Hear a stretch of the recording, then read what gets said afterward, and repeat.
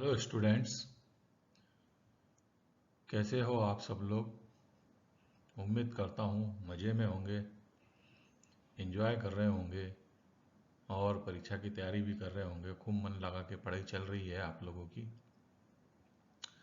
तो चलिए, ये यूनिट 2 का कुछ भाग शेष रह गया था, तो इसको पार्ट 2 में अपन कवर कर रहे हैं, fundamental of AC circuit.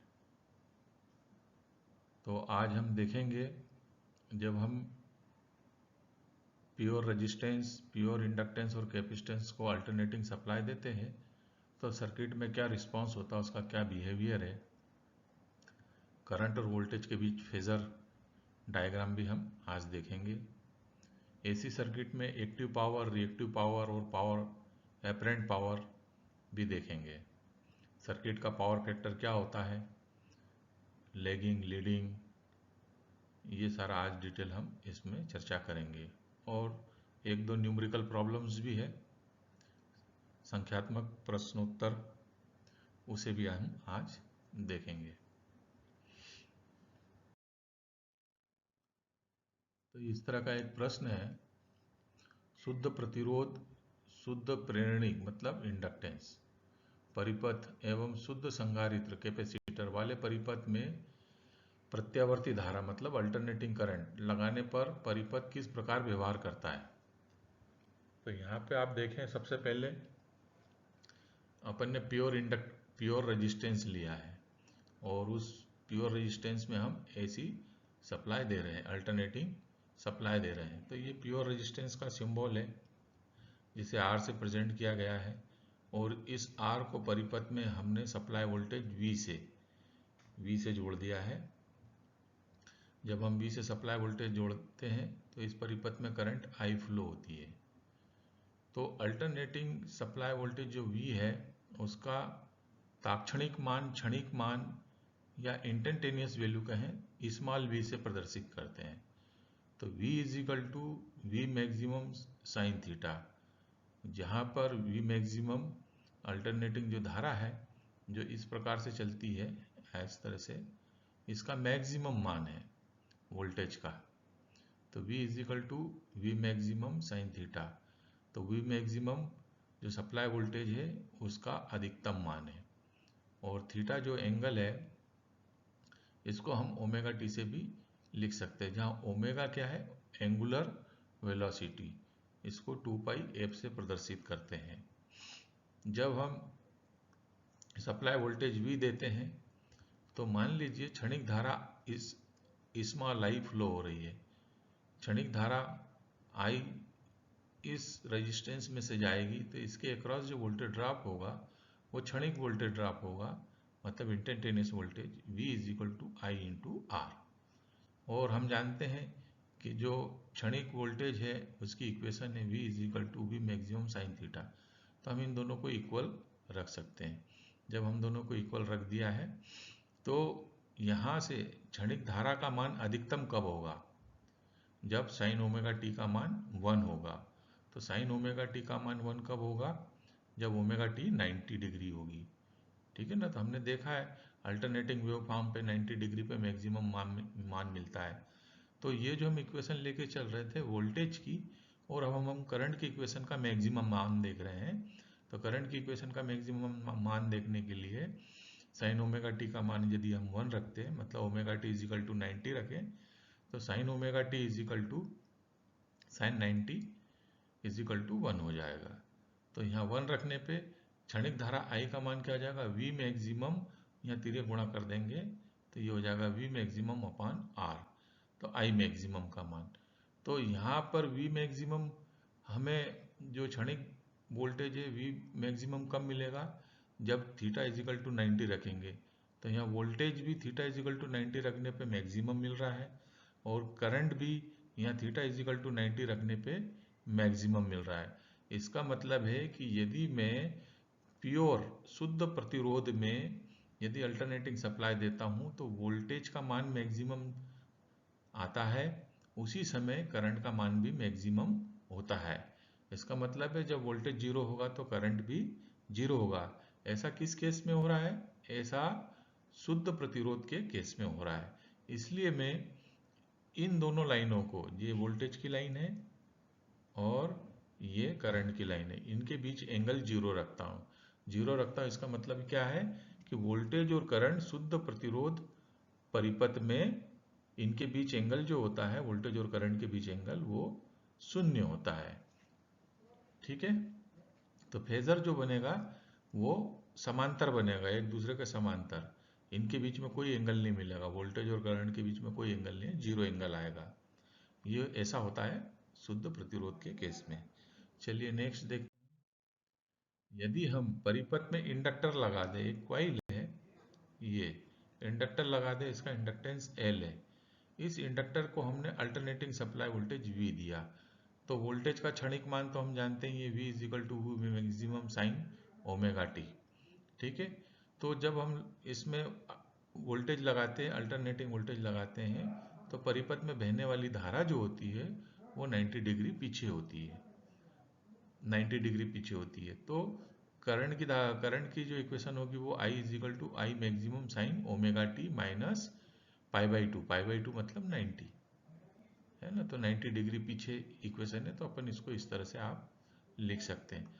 Phasor diagram अगर बनाना है तो मैं यहाँ रिलेशन क्या बता सकता हूँ कि जो मैंने वोल्टेज लगाया है, जिस समय लगाया उसके 90 डिग्री बाद धारा इसमें फ्लो होने लगी, है ना, तो 90 डिग्री, तो वोल्टेज यहाँ आगे है और करंट यहाँ पीछे, कितने डिग्री पीछे है, 90 डिग्री पीछे है। कैसे कहेंगे पीछे, देखिए हम एंगल कहाँ से मेजर करते हैं, यहाँ इस अक्ष पे जीरो रहता है और जीरो से हम इस तरह चलते और पढ़ते हैं, तो हम देखेंगे कि आगे कौन है, वोल्टेज है, और पीछे कौन है, आपका करंट है। ठीक है, ये ऐसा किस केस में हो रहा है, जब हम सर्किट में इंडक्टेंस लगाते हैं और अल्टरनेटिंग वोल्टेज अप्लाई करते हैं, तो जो धारा फ्लो होती है वो 90 डिग्री पश्चिमगामी होती है। ठीक है, अब ये इंडक्टेंस है, तो इस कॉइल का जो इंडक्टिव रिएक्टेंस होता है उसको हम एक्सएल से प्रदर्शित करते हैं, तो एक्सएल इज इक्वल टू होगा ओमेगा एल, ओमेगा का मान होता है 2 पाई एफ, तो यहाँ हम यदि ओमेगा की जगह 2 पाई एफ रख दें तो 2 पाई एफ और ये एल, तो ये एक्सएल मतलब इंडक्टिव रिएक्टेंस बराबर से 2 पाई एफ एल, और इसकी यूनिट होगी ओम। तो इस परिपथ में हम देखने को ये मिला कि जब वोल्टेज और करंट के बीच एंगल, ये कौन सा परिपथ है, शुद्ध इंडक्टेंस मतलब प्योर इंडक्टेंस सर्किट है, इसमें वोल्टेज और करंट के बीच एंगल 90 डिग्री होता है और करंट वोल्टेज से 90 डिग्री पीछे होती है। या मैं ऐसा भी कह सकता हूं कि वोल्टेज करंट से 90 डिग्री आगे होता है, या करंट वोल्टेज से 90 डिग्री पीछे होता है। किस केस में, प्योर इंडक्टिव सर्किट के केस में। चलिए नेक्स्ट देखते हैं, प्योर कैपेसिटेंस। ये कैपेसिटेंस है, इसका कैपेसिटिव रिएक्टेंस एक्सी से हम प्रदर्शित करते हैं, ये एक्सी, तो एक्सी को लिखते हैं 1 ओमेगा सी, तो 1 ओमेगा सी, तो ओमेगा का मान 2 पाई एफ होता है, तो 2 पाई एफ सी, तो एक्सी इज इक्वल टू हो जाएगा 1/2 पाई एफ सी, और इसकी भी यूनिट ओम में होती है। तो चलिए हमने जैसे इसमें अल्टरनेटिंग वोल्टेज अप्लाई किया, तो ये अल्टरनेटिंग वोल्टेज की इक्वेशन हमने लिखी V is equal to V maximum sine omega T. तो कैपेसिटर के केस में क्या होता है कि करंट जो होती है वो 90 डिग्री अग्रगामी होती है। अग्रगामी किससे होगी, लगाए गए वोल्टेज से अग्रगामी, तो हमने वोल्टेज वाली जो लाइन है उसको करंट की लाइन से पीछे बना दिया। इसका मतलब क्या है कि जो करंट है वो 90 डिग्री वोल्टेज से आगे है, या ऐसा भी कह सकते हैं कि जो वोल्टेज है वो करंट से 90 डिग्री पीछे है। तो कैपेसिटर के केस में जब हम अल्टरनेटिंग वोल्टेज लगाते हैं और जो धारा फ्लो होती है कैपेसिटेंस के थ्रू, वो 90 डिग्री अग्रगामी होती है, आगे होती है। इसी की इक्वेशन को मैं, जो करंट की इक्वेशन है उसको किस प्रकार से लिख पाऊंगा, I is equal to I maximum sine omega T plus pi by two मतलब 90 डिग्री आगे है। ठीक है, चलिए नेक्स्ट देखते हैं।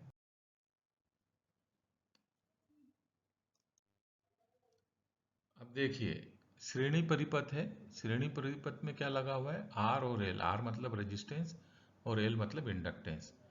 तो इसमें हमें गणना करना है, इम्पिडेंस निकालना है इस आर एल परिपथ का, करंट निकालना है, पावर फैक्टर निकालना है, रिएक्टेंस निकालना है और पावर निकालना है। तो आर एल श्रेणी परिपथ है, तो ये सिंबल रेजिस्टेंस आर है और ये एल है, इनको मैंने क्या कर दिया, श्रेणी में जोड़ दिया। इस परिपथ को मैंने इसको श्रेणी में जोड़ दिया। ये आर और ये एल ये श्रेणी में जुड़ गए। अब इस परिपथ के सामने मैंने अल्टरनेटिंग वोल्टेज दिया V। ठीक है, ये जो RMS वैल्यू दिखा रहा है V, ये V यहाँ पे सप्लाई वोल्टेज दिया, ये इसका अल्टरनेटिंग का सिंबल है।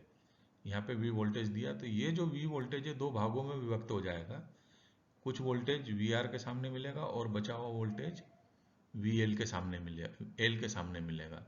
रेजिस्टेंस के सामने जो वोल्टेज होगा VR और इंडक्टेंस के सामने जो वोल्टेज होगा VL। तो इसका मतलब क्या हुआ, जो लगाया गया वोल्टेज है ये दो भागों में विभक्त हो गया, VR और VL। तो इसका मतलब ये हुआ कि VR और VL का फेजर सम जो होगा वो V के बराबर होगा। ये यहाँ दिखाया गया है, VR और VL का जो फेजर सम है, यहाँ से VR और ये VL का जो फेजर सम है ये V के बराबर होगा। ये फेजर सम है क्योंकि लगाया गया जो वोल्टेज है वो V है और रेजिस्टेंस के सामने वोल्टेज VR है और इंडक्टेंस के सामने वोल्टेज VL है।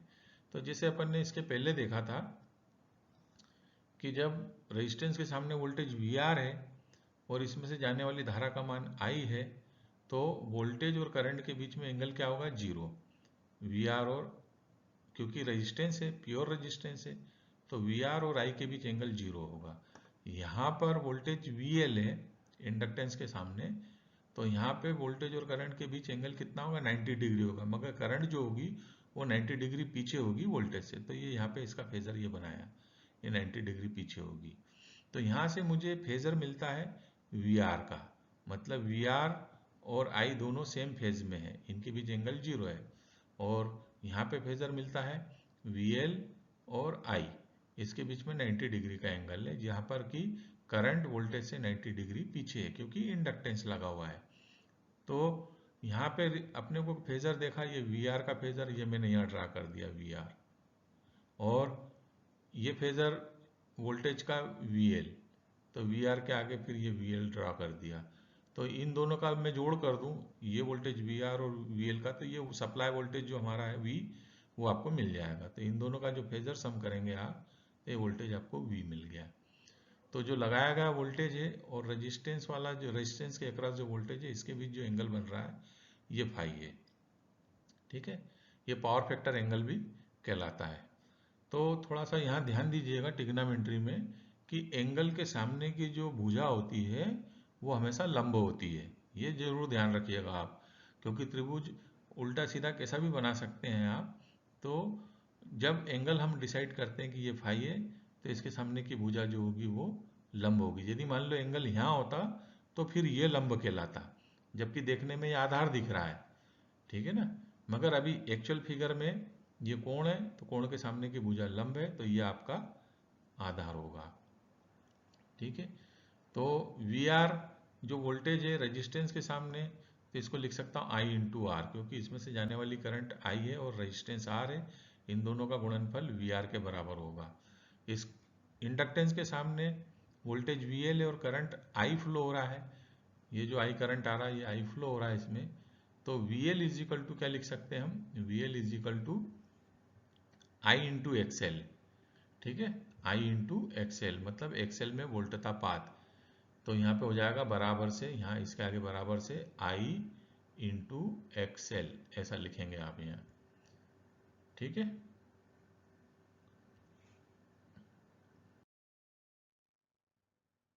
तो वो जो हमने फिगर देखा था अभी VR और VL और ये V है ना, तो यहाँ से हम यहाँ पे पाइथागोरस प्रमेय लगा देंगे, तो VR का स्क्वायर प्लस VL का स्क्वायर बराबर से V का स्क्वायर, तो ये इक्वेशन आपकी बन जाएगी। तो V स्क्वायर बराबर से VR को क्या लिख सकता हूँ, ये क्या था VR, वोल्टेज अक्रॉस रेजिस्टेंस, तो रेजिस्टेंस में से करंट आई जा रही थी और रेजिस्टेंस R है, तो I इंटू आर को मैं VR को I इंटू आर लिख सकता हूँ, तो यहाँ IR का स्क्वायर हो जाएगा। इसी प्रकार से जो VL है, ये वोल्टेज अक्रॉस किसके सामने वोल्टेज मिल रहा है, ये वोल्टेज अक्रॉस इंडक्टेंस, तो इंडक्टेंस का इंडक्टिव रिएक्टेंस क्या है, एक्सएल, और उसमें से जाने वाली करंट आई है, तो आई इंटू एक्सएल ये हो जाएगा वोल्टेज अक्रॉस इंडक्टेंस बराबर से वीएल। तो वीएल की जगह पर अपन लिख सकते हैं आई इंटू एक्सएल का, यहाँ पे ये स्क्वायर कर दिया। तो V इजिकल टू, यहाँ से रूट हटा देंगे तो इस तरह से मिल जाएगा। तो I कॉमन कर लिया आपने, तो V upon I is equal to हो जाएगा R square plus XL square. इस पूरी क्वांटिटी को मैं Z के बराबर लिखता हूँ। ये परिपथ का इम्पिडेंस कहलाता है, इसको प्रतिबाधा भी कहते हैं हिंदी में। ये परिपथ का इम्पिडेंस है। ये किसका अनुपात होता है, वोल्टेज और करंट का, है ना। तो इम्पिडेंस कब कहेंगे हम, जब सर्किट में रेजिस्टेंस हो और रिएक्टेंस हो। तो यहाँ पे रिएक्टेंस कौन सा है, इंडक्टेंस का, तो इसको कहेंगे, ये कौन सा रिएक्टेंस कहलाएगा, इंडक्टिव रिएक्टेंस। तो इसी को under root of R square plus XL square is equal to Z, ये इम्पिडेंस होता है। ठीक है, नेक्स्ट देखते हैं। तो अभी हमने देखा अनुपात V upon I is equal to Z होता है। तो I इज इक्वल टू क्या लिख सकता हूँ, V बाई जेड। और दिष्ट धारा परिपथ में यदि मान लो कि रिएक्टेंस नहीं है तो I is equal to V upon R होता है। ठीक है, तो यहाँ पर हम यदि मैं I इंटू आर करूँगा तो ये बराबर से V हो जाएगा, V is equal to I R. तो यहीं पर हम इसको मैनिपुलेट कर सकते हैं। तो चलिए हम इस ट्रेंगल से समझते हैं। जो पिछले अपन ने स्लाइड में देखा था, ये वोल्टेज VR था, ये VL है, और ये वोल्टेज V है, और ये एंगल फाई है। तो VR क्या है, वोल्टेज अक्रॉस रेजिस्टेंस। तो इसको मैं लिख सकता हूँ VR को I इंटू आर। ठीक है, यहाँ लिख लीजिएगा VR is equal to I into R. ये VL वोल्टेज को क्या लिख सकता हूँ मैं, I इंटू XL। ठीक है, और इस V को क्या लिख सकता हूँ, टोटल वोल्टेज है सर्किट के अक्रॉस, तो इसको लिख सकता हूँ I इंटू जेड। तो यहाँ हो जाएगा I इंटू आर, यहाँ हो जाएगा I इंटू एक्सएल, और यहाँ हो जाएगा I इंटू जेड। तो अभी हाल फिलहाल ये वोल्टेज ट्रेंगल कहलाएगा, ये वोल्टेज ट्रेंगल है। अब इन सब में से मैं अगर I हटा दूं तो यहाँ क्या बच जाएगा, R। तो ये R हो गया, और यहाँ पे I हटेगा तो यहाँ क्या बच जाएगा आपका XL, और यहाँ से I हटेगा तो क्या बचेगा यहाँ पे Z। तो ये इम्पिडेंस ट्रेंगल कहलाएगा, क्योंकि ये रेजिस्टेंस है, ये इंडक्टिव रिएक्टेंस है, ये Z है, ये सेम ट्रेंगल है। यहाँ पे इनकी वैल्यू रख के देखें आप, I इंटू आर, यहाँ लिखेंगे I इंटू एक्सएल, और यहाँ लिखेंगे I इंटू जेड। और जब मैं ये भी ट्रेंगल वोल्टेज का ट्रेंगल कहलाएगा, और I हटा दूंगा तो यही ट्रेंगल आपका इम्पिडेंस ट्रेंगल हो जाएगा। अब इम्पिडेंस ट्रेंगल से हम यहाँ पर देखें टेन फाई क्या होता है, टेन फाई होगा लंब बटे आधार। ठीक है, तो टेन फाई का मान लंब क्या है, कोण के सामने की भुजा लंब है एक्सएल, ये एक्सएल, और आधार क्या है यहाँ पे आर, तो एक्सएल अपन आर। तो एक्सएल को क्या लिखता हूँ मैं, ओमेगा एल, तो ओमेगा एल बाई आर। यहाँ से एंगल भी निकाल सकते हैं आप, phi is equal to tan inverse XL upon R. ठीक है, यदि मैं इसका कोसाइन ले लेता हूँ कॉस फाई, तो कॉस फाई की वैल्यू यहाँ क्या हो जाएगी, कॉस फाई क्या कहलाता है आपका, कॉस फाई ट्रेंगल में आधार बटे कर्ण, तो आधार क्या हो जाएगा आर, और कर्ण क्या हो जाएगा जेड। तो cos phi is equal to R by Z. ठीक है, जहाँ आर क्या है, प्रतिरोध है, रेजिस्टेंस, और जेड इम्पिडेंस है। यही पावर फैक्टर कहलाता है। सर्किट का पावर फैक्टर क्या होता है, कॉस फाई। इसको हम डिफाइन भी कर सकते हैं कि यह अनुपात होता है रेजिस्टेंस और इम्पिडेंस का।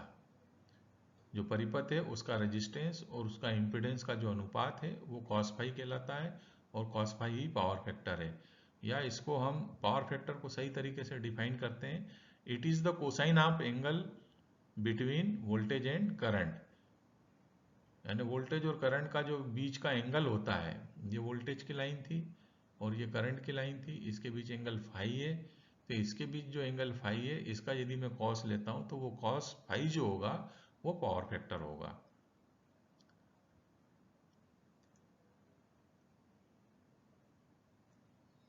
यहां पर हम आर बाई जेड को लिख सकते हैं, Z square is equal to R square plus XL. ये यहाँ से, इसके पहले हमने जो स्लाइड देखी थी, पाइथागोरस प्रमेय लगा के यहाँ से हमने निकाला था।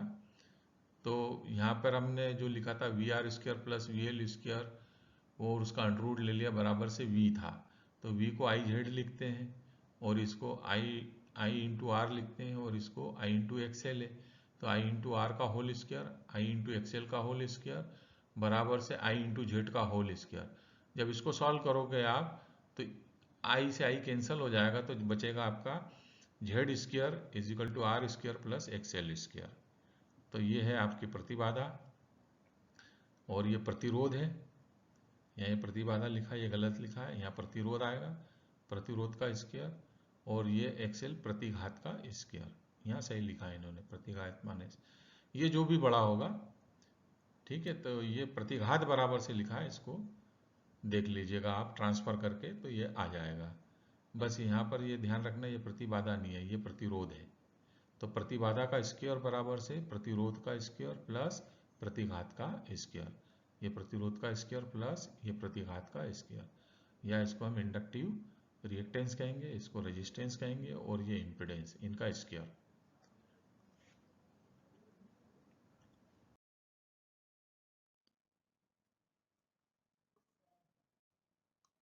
चलिए अब ऐसा सर्किट है जिसमें हमने वोल्टेज लगाया, इसका क्षणिक मान V is equal to V M sine omega T है, और उस परिपथ में बहने वाली धारा I is equal to I M sine omega T minus five है।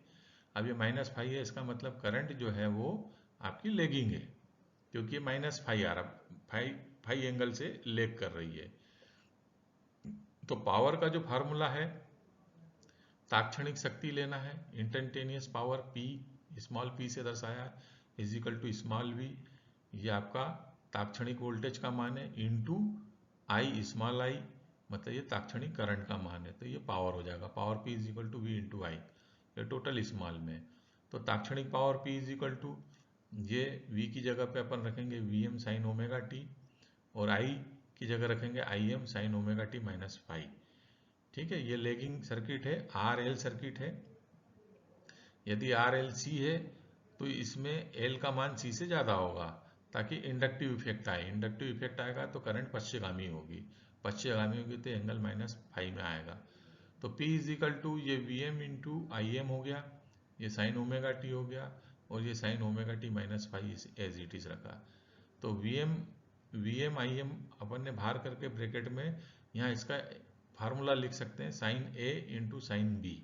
Sign a into sine b का फार्मूला आप लिखेंगे तो क्या बनेगा formula, sine a into sine b का, इसका फार्मूला हो जाएगा sine a into sine b का formula, sine a minus sine a minus b minus, sorry, sine a और साइन बी का जो फार्मूला होगा आपका cos a minus b minus cos a plus b. जब हम ये अपॉन टू, जब ये मान यहाँ रखेंगे तो ये इक्वेशन आपकी यहाँ पे मिल जाएगी। तो ये इसका मान हो जाएगा, ये 1/2 बाहर कर दिया आपने, वी एम आई एम का अंदर मल्टीप्लिकेशन किया कॉस फाइव के साथ में, फिर वी एम आई एम का यहाँ मल्टीप्लिकेशन करेंगे तो ये 1/2 V M I M cos two omega T minus five. इसका जो मान होता है cos two omega T minus five का जो औसत मान है वो शून्य के बराबर होता है। तो ये पूरी क्वांटिटी आपकी जीरो हो जाएगी। ये जब पूरी क्वांटिटी जीरो हो जाएगी तो 1/2 V M I M cos five, तो ये जो तात्क्षणिक पावर है ये इसका मान हो जाएगा 1/2 V M I M cos five. अब टू जो अपान में है इसको मैं √2 इंटू √2 लिख सकता हूँ, तो ये दो बार मैंने इसको लिख दिया, √2 को √2 इंटू √2, तो V M upon √2 into I M upon √2 cos five.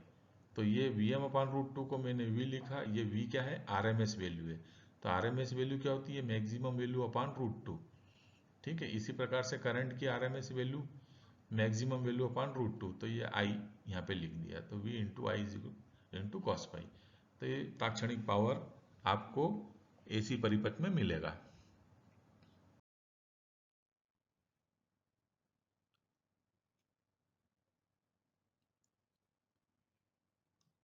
चलिए अब देखते हैं आर एल और सी श्रेणी परिपथ। आर एल सी श्रेणी परिपथ मतलब रेजिस्टेंस, इंडक्टेंस और कैपेसिटेंस तीनों श्रेणी में जुड़े हुए हैं। तो ये रेजिस्टेंस आर और ये इंडक्टेंस एल और कैपेसिटेंस C, ये तीनों को हमने श्रेणी में जोड़ दिया और इसमें आपने अल्टरनेटिंग सप्लाई दे दी। ये सिंबल बना है अल्टरनेटिंग सप्लाई। यहाँ पे वोल्टेज V है, तो V कितने भागों में डिवाइड हो गया? यहाँ 3 भागों में, VR, VL और VC। यानी VR जो वोल्टेज अक्रॉस रेजिस्टेंस है, VL वोल्टेज अक्रॉस इंडक्टेंस है, VC वोल्टेज अक्रॉस कैपेसिटेंस है, और इन तीनों में से जो बहने वाली करंट है उसका मान है I। तो मैं इन तीनों का फेजर सम अगर लेता हूँ VR, VL और VC का, तो वो जो हमने वोल्टेज लगाया उसके बराबर होगा। तो अभी मैं केवल इतने परिपथ को देखता हूं, तो VR इज इक्वल टू क्या लिख सकता हूं? I into R. VL is equal to क्या लिख सकता हूं? इसमें से जाने वाली करंट I है, तो I इंटू XL है ना। XL क्या है? Inductive reactance. ये L इंडक्टेंस है और XL इंडक्टिव रिएक्टेंस है। तो वोल्टेज ड्रॉप अगर मैं लेता हूं इंडक्टेंस के सामने, तो इसमें बहने वाली करंट I और इसका इंडक्टिव रिएक्टेंस XL का गुणनफल जो होगा वो इसके अक्रॉस वोल्टेज ड्रॉप होगा। तो VL इज इक्वल टू हो जाएगा I इंटू XL। इसी प्रकार से कैपेसिटेंस के सामने वोल्टेज VC है, तो VC इज इक्वल टू इसमें से बहने वाली धारा जो कैपेसिटेंस में से वो I है और इसका इंडक्टिव रिएक्टेंस XC होगा। तो I इंटू XC बराबर से VC, ये तीनों वोल्टेज के मान ले लेंगे। और जैसे ही मैं फेजर डायग्राम के मामले में जानता हूं कि यदि प्योर रेजिस्टेंस है तो वोल्टेज VR और इसमें से बहने वाली करंट के बीच एंगल 0 होगा, मतलब दोनों की लाइन एक ही लाइन में मिलेगी। इंडक्टेंस के केस में भी देखा हमने कि करंट 90 डिग्री पीछे रहती है, तो ये वोल्टेज की लाइन आगे है और इंडक्टेंस के अक्रॉस जो वोल्टेज VL है इसकी लाइन आगे है और करंट की लाइन 90 डिग्री पीछे है। इसी प्रकार से कैपेसिटेंस के मामले में करंट आगे रहता 90 डिग्री, तो ये वोल्टेज की लाइन को हमने पीछे बना दिया, तो करंट ये 90 डिग्री आगे हो गया। हमने यहाँ सीरीज सर्किट है तो मेंटेन क्या किया है कि करंट देखिए हमने क्षैतिज लिया है, यहाँ भी क्षैतिज लिया है और यहाँ भी क्षैतिज लिया है, ताकि हमें फेजर डायग्राम बनाने में आसानी हो। अब यदि मैं इन तीनों को कंबाइन करूँ, वोल्टेज फेजर बनाऊँ, तो वोल्टेज की लाइन ऐसी मिलेगी और ये VL की लाइन ऊपर है और VC की लाइन ये नीचे है। तो यहाँ फेजर में क्या हो जाएगा? VR, ये हो जाएगा VL और यहाँ से नीचे का आएगा VC। ऐसी 3 लाइन मिलेगी आपको, ठीक है। तो ये voltage drop VR is equal to I into R इसके across, VL is equal to I into XL इसके अक्रॉस इंडक्टेंस के अक्रॉस, और VC is equal to I into XC ये इसके अक्रॉस मिलेगा। ये देखिए, ये VL की लाइन मैंने ऊपर बनाई है और VC की लाइन नीचे बनाई है और ये जो है VR की लाइन है। तो VR और I के बीच एंगल क्या है? 0 है, इसलिए सेम आ गया। अब यहाँ से हम देख सकते हैं इसमें रेजिस्टेंस, इंडक्टेंस और कैपेसिटेंस तीनों सीरीज में जुड़े हैं। तो रेजिस्टेंस के सामने जो वोल्टेज है VR और बहने वाली करंट I के बीच एंगल 0 है, ठीक है। इसी प्रकार से इंडक्टेंस के सामने अगर मैं देखता हूँ तो करंट पीछे रहती है, वोल्टेज आगे रहता है, तो ये करंट पीछे है और ये वोल्टेज ये VL आपका आगे है 90 डिग्री पर। और कैपेसिटेंस के सामने वोल्टेज आपका VC है, जो VC है तो कैपेसिटेंस के सामने वोल्टेज VC है, तो करंट आगे रहती है और VC पीछे रहता है, तो मैंने ये VC को पीछे बना दिया, करंट अग्रगामी है। और करंट को रिफरेंस लिया, केवल यहाँ करंट को रिफरेंस लेकर के इन तीनों वोल्टेज को मैंने इस लाइन पर ड्रा कर दिया। अब मैं मानता हूं कि मेरे सर्किट में रेजिस्टेंस, इंडक्टेंस और कैपेसिटेंस है और जो इंडक्टेंस है उसकी वैल्यू, जो इंडक्टिव रिएक्टेंस की वैल्यू XL की वैल्यू XC से ज़्यादा है, तो इन दोनों का जो रिजल्टेंट होगा वो VL माइनस VC यहाँ पे मिलेगा वोल्टेज के रूप में, या मैं यहाँ लिख सकता हूँ XL माइनस XC। यदि इंडक्टेंस, यदि रिएक्टेंस लेना है तो इस तरफ आ जाएगा आपका XL और इस तरफ आ जाएगा XC, और इनका रिजल्टेंट लूंगा तो XL माइनस XC। चूंकि यहाँ पे वोल्टेज की लाइन है तो VL माइनस VC, क्योंकि दोनों अपोजिट है, तो ये इस लाइन पे इन दोनों का रिजल्टेंट जो होगा VL माइनस VC, और ये हो गया R। यदि मैं VL माइनस VC और R का फेजर सम करूंगा तो टोटल वोल्टेज मिल जाएगा V। तो ये जो लाइन है आपकी VL माइनस VC, यहाँ पर भी VL माइनस VC, ये दोनों बराबर है, यानी OD बराबर से BA, तो ये VL माइनस VC है, तो AB बराबर से भी यहाँ के लिख सकता हूँ VL माइनस VC। और ये फेजर में VR इज इक्वल टू हो जाएगा आई इंटू आर, ये स्मॉल आर यहाँ नहीं आएगा, आई इंटू गुणा करेंगे यहाँ इंटू आर, ठीक है। यहाँ ये गलत प्रिंट है, इसे आप देख लीजिएगा। तो यहाँ पे पाइथागोरस प्रमेय यदि मैं लगाता हूँ तो यहाँ लिखूंगा, ये क्या हो जाएगा, ये एंगल फाई है यहाँ पर, तो ये क्या हो जाएगा, वी आर मतलब लंब, सॉरी आधार, और ए बी क्या है आपका लंब। तो लंब का वर्ग धन आधार का वर्ग बराबर से कर्ण का वर्ग, ठीक है। तो लंब का वर्ग क्या हो जाएगा, वी एल माइनस वी सी, ये लंब है, ये इसके यहाँ पे रख सकता हूँ मैं, तो ये लंब हो गया। तो we L minus V C का स्क्वायर प्लस वी आर का स्क्वायर बराबर से वी का स्क्वायर। तो यहाँ पे देखिए वी बराबर से वी आर का square plus V L minus V C का स्क्वायर। यहाँ पे पहले इनने आधार ले लिया, आधार का स्क्वायर प्लस लंब का स्क्वायर बराबर से ये इसका अंडर ले लेंगे तो ये कर्ण के बराबर वी के बराबर आ जाएगा। इसको आप सॉल्व करेंगे तो यहाँ पर आपको मिल जाएगा V upon R square plus V L minus XC का स्क्वायर, ये V L minus V C का स्क्वायर, एक्सी नहीं आएगा यहाँ, वी सी का स्क्वायर, ठीक है। या यहाँ पे लिखेंगे आप एक्सएल का एक्सएल माइनस एक्सी, क्योंकि यहाँ से इनने क्या करा, आई कॉमन ले लिया है। तो आई कॉमन ले लिया तो यहाँ पे क्या हो जाएगा,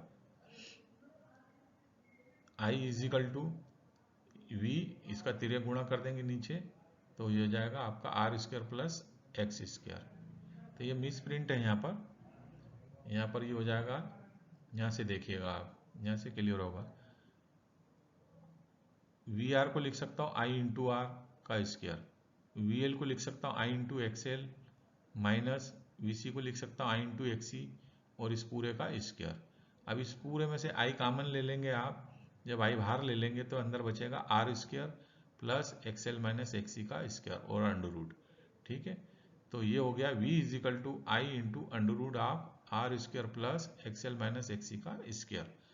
अब यहाँ पर इस राशि को हमने नीचे डिवाइड कर दिया, तिर्यक गुणा कर दिया, तो i इज इक्वल टू हो जाएगा v अपान आर स्क्वायर, ये एक्सएल आएगा यहाँ पे, एक्सएल माइनस एक्सी का स्क्वायर, ये मिस प्रिंट है यहाँ पे, ठीक है। तो एक्सएल माइनस एक्सी का स्क्वायर यहाँ पे। अब यहाँ पे एक्सएल माइनस एक्सी को मैं यदि x मान लेता हूँ, ना तो मैं एक्सएल लूँ ना एक्सी लूँ, इनको पूरे को रिएक्टिव पार्ट है तो मैंने x मान लिया, तो v अपान आर स्क्वायर, और इसकी जगह पे मैंने x मान लिया तो x स्क्वायर। तो I इज इक्वल टू जाएगा v अपान जेड। ये धारा का मान यहाँ से आप निकाल सकते हो।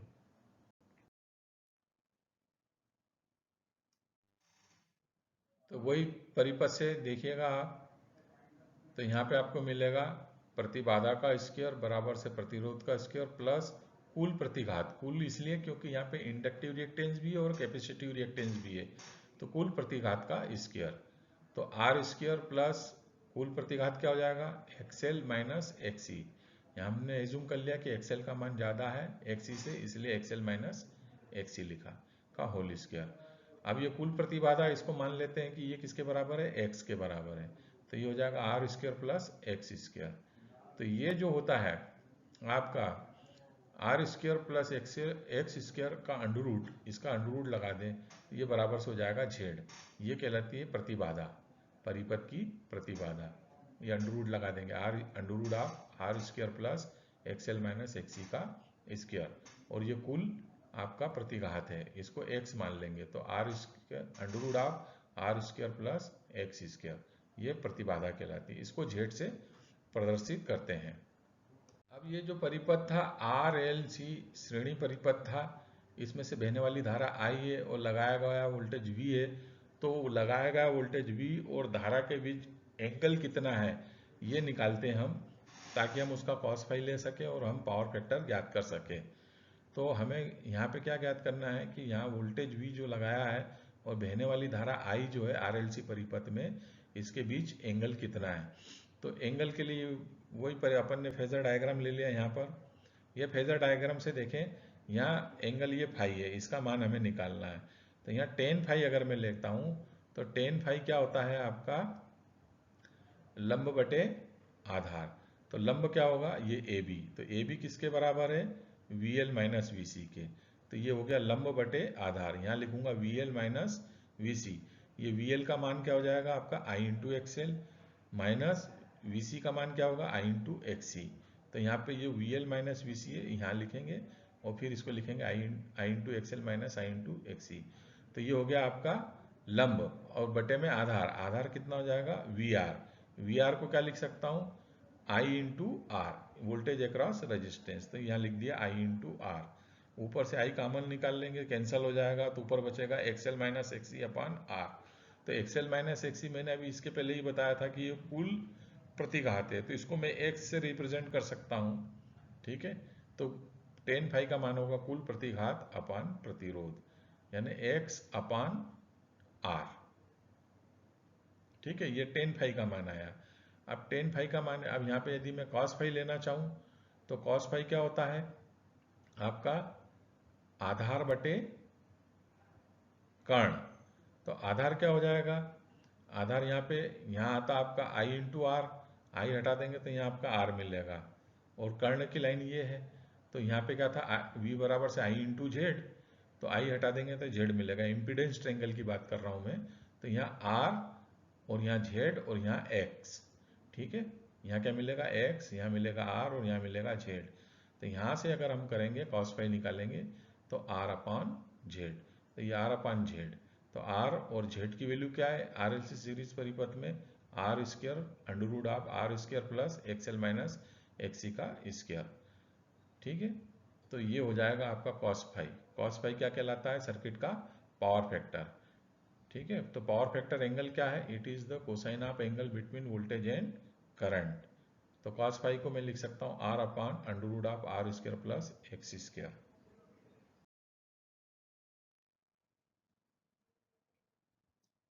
अभी हम वही बात कर रहे थे शक्ति गुणक की, पावर फैक्टर की। पावर फैक्टर cos फाई, इसको कैसे डिफाइन करते हैं, तो किसी भी प्रत्यावर्ती परिपथ की वास्तविक शक्ति तथा आभासी शक्ति के अनुपात को परिपथ का शक्ति गुणांक कहते हैं। ये भी एक परिभाषा है। ये cos फाई जो है R है, ये R इसका जो रजिस्टिव पार्ट है, और Z जो है वो रिएक्टिव पार्ट है, रिएक्टिव प्लस रजिस्टिव दोनों है। तो यहाँ से cos phi is equal to R by Z भी लिख सकते हैं, और वास्तविक शक्ति अपन आभासी शक्ति का अनुपात भी हम लिख सकते हैं। जो हमने इम्पीडेंस ट्रेंगल बनाया था, तो इम्पीडेंस ट्रेंगल में ये देखिए, ये इम्पीडेंस ट्रेंगल है आपका। ये पहले अपन ने ये वोल्टेज ट्रेंगल बनाया था, VR, VL और V। ठीक है, तो VR को लिख सकता हूँ मैं I इंटू R, या I is equal to VR upon I। तो ये R हो गया यहाँ, VR अपान I। और VL को लिख सकता हूँ I इंटू XL। तो I इंटू XL जो था, तो यहाँ पे क्या मिल जाएगा आपको, XL। और इसी तरह कर से यहाँ से V is equal to I Z है, तो यहाँ पे क्या लिख सकते हैं हम, Z is equal to V upon I। और यहाँ पे क्या लिखेंगे, I इंटू XL। ठीक है, इन तीनों में से मैं यहाँ से I और यहाँ से I और यहाँ से I, यहाँ I लिखा हुआ नहीं है, यहाँ लिखेंगे I इंटू XL।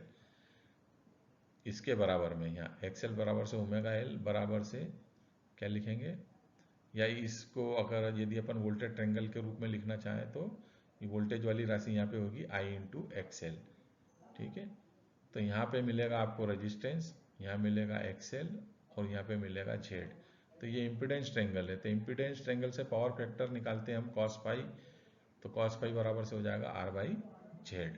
पावर के रूप में निकालना हो तो इसमें वोल्टेज में I का और गुणा कर दें आप, है ना, इस ट्रेंगल में यहाँ भी I का, यहाँ भी I का, यहाँ भी I का, तो ये एपरेंट पावर हो जाएगा, मतलब ये हो जाएगा आपका आभासी शक्ति।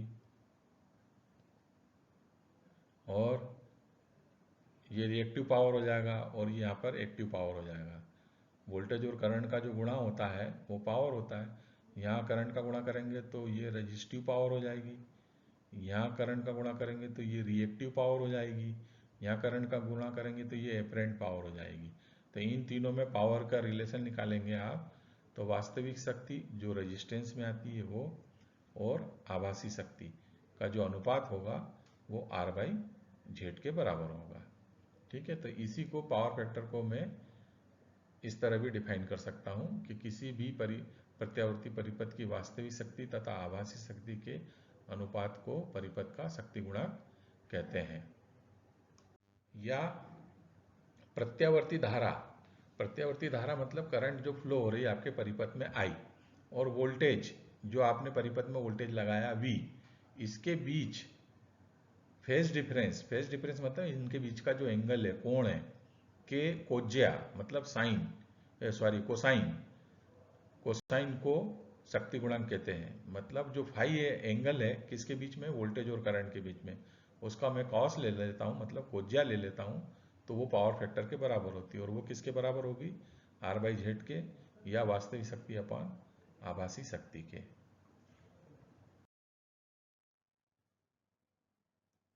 चलिए अब एक सिंपल सा न्यूमेरिकल देखते हैं कि एक 10 ओम के प्रतिरोध, मतलब ये R का मान है, तो R बराबर से हमने लिख लिया 10 ओम। 100 मिली हेनरी का प्रेरकत्व मतलब इंडक्टेंस, तो 100 मिली, L का मान जो है वो क्या है, 100 मिली हेनरी, तो L बराबर से 100 इंटू 10⁻³ हेनरी। यहाँ क्या किया इन्होंने, मिली हेनरी को हेनरी में चेंज कर दिया। तो चेंज करने के लिए मिली हेनरी को हेनरी बनाना हो तो 10⁻³ का गुणा करते हैं, तथा 100 माइक्रोफेरेड का संधारित्र मतलब कैपेसिटर, ये माइक्रोफेरेड में दिया है, तो C बराबर से 100 इंटू 10⁻⁶ फेरेड। माइक्रोफेरेड को हम फेरेड में चेंज करना तो 10⁻⁶ का गुणा करते हैं। एक 230 वोल्ट, तो V का मान जो अपन सप्लाई दे रहे हैं परिपथ में वो 230 वोल्ट की है, और उसकी आवृत्ति है 50 हर्ट्ज, F बराबर से 50 हर्ट्ज। अब हम जानते हैं XL क्या होता है, इंडक्टिव रिएक्टेंस। इंडक्टिव रिएक्टेंस मतलब 2πfL, तो 2π और F की जगह 50 रख देंगे आप, ये 2 हो गया, ये पाई की वैल्यू 3.14, F का मान 50, और L का मान जो हमने कन्वर्ट करके निकाला था 100 इंटू 10⁻⁻3।